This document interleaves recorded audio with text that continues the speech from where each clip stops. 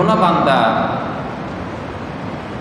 নিজের স্থান থেকে বিন্দু পরিমাণ সরতে পারবে না যতক্ষণ না 4টা প্রশ্নের উত্তর দিবে। আন হায়াতিহি ফীমা আফনাহু ওয়া আন শাবাবিহি ফীমা আবলাহু ওয়া আন মালিহি মিন আইনা ইকতাসাবাহু ওয়া ফীমা আনফাকাহু।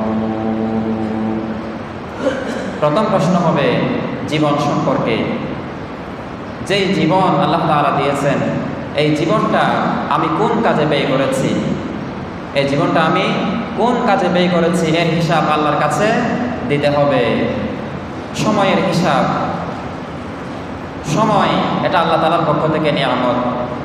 এই সময়ের হিসাব আল্লাহর কাছে দিতে হবে। প্রত্যেকটা সেকেন্ডের হিসাব, প্রত্যেকটা মিনিটের হিসাব আল্লাহর কাছে দিতে হবে।